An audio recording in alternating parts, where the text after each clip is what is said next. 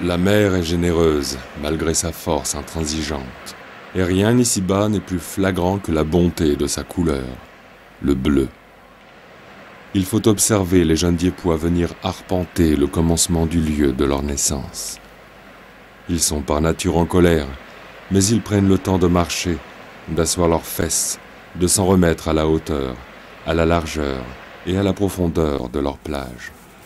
Sans le savoir, ils feuillettent la plus épaisse des Bibles.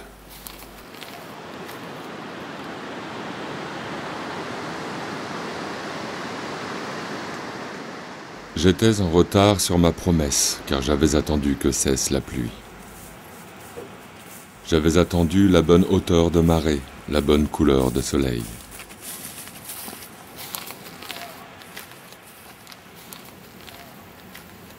J'avais attendu que l'indigo et l'incarnat se conjuguent comme sur les tableaux qu'autrefois je peignais et dont aussi je me suis depuis déchargé. Je me demande maintenant quelle puissance bizarre force quelques-uns à se mettre en danger, à prendre de l'altitude pour mieux se délester. Drôle de contradiction. Je me demande pourquoi Matthieu écrit tellement. Je me demande quel est le sens de nos urgences à rédiger tous ces petits fragments de temps qui passent, nos histoires. Tu sais bien que Benjamin et Clémentine font des cauchemars à cause de tes salades. Je me demande pourquoi, par exemple, je suis déjà venu ici, quelques années plus tôt, pour jeter dans le bleu de la mer un message, ma première bouteille.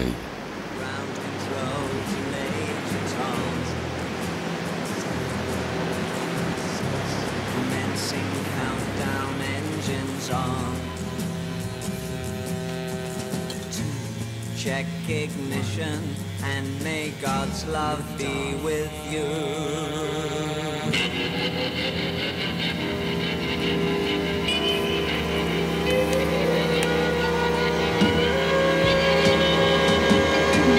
This is ground control to Major Tom. You've really made the grade, and the papers want to know you wear. Now it's time to leave the capsule if you dare. This is Major Tom to ground control. I'm stepping through the door,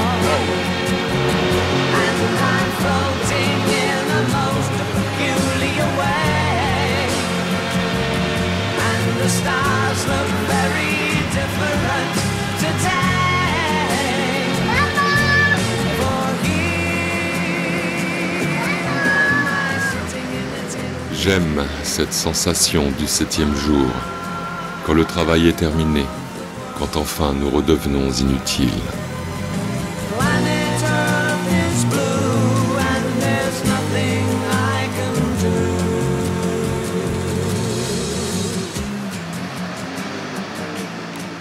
Chose faite, Matthieu. Nous sommes le 21 août 2006 et ton texte porté par le Gulf Stream dérive désormais vers le nord-est. La bouteille qu'adolescent j'avais lancée du même endroit avait flotté jusqu'en Hollande. Un garde-côte, un mois plus tard, m'avait destiné un courrier pour décrire comment il avait repêché mon message. Un truc de gosse dans lequel j'avais exprimé un sentiment de solitude, un besoin de camaraderie. Mais cette fois-ci, aucune adresse n'a été mentionnée. Tu n'auras jamais de réponse, Matthieu.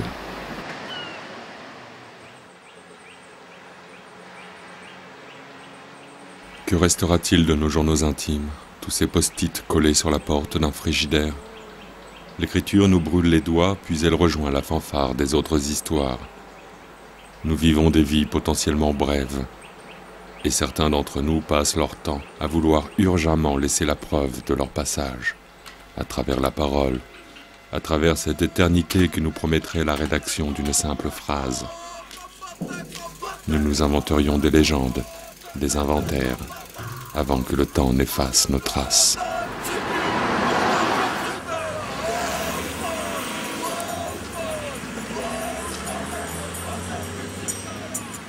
Nous remplirions les étagères d'une bibliothèque imaginaire destinée, un jour ou l'autre, à flamber. En attendant, nous sommes là, et nous le racontons.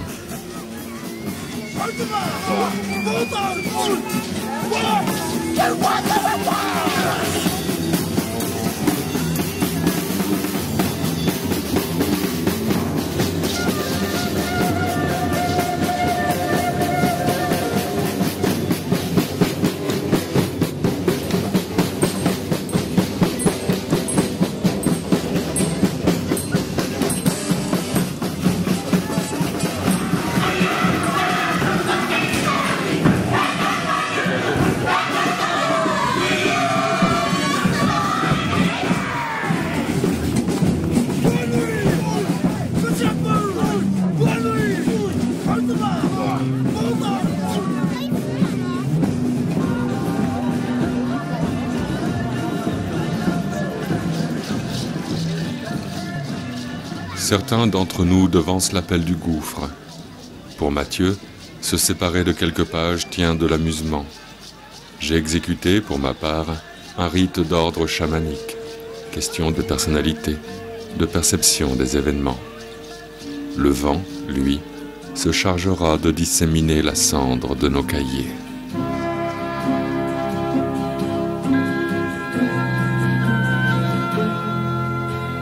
Solemn-faced, the village settles down, undetected by the stars.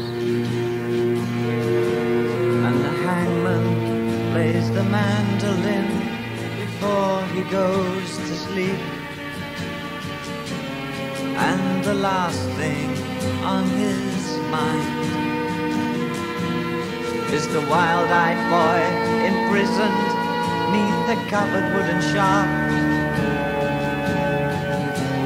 Folds the rope into its bag, blows his pipe of smolders, blankets smoke into the room. Nous écririons jusqu'à ce qu'enfin nous nous sentions débarrassés de la totalité de nos textes. Pour les uns, il suffirait d'un seul poème, d'un seul roman. Pour les autres, il faudra revenir d'un enfer et se pencher à nouveau sur des pupitres d'écoliers.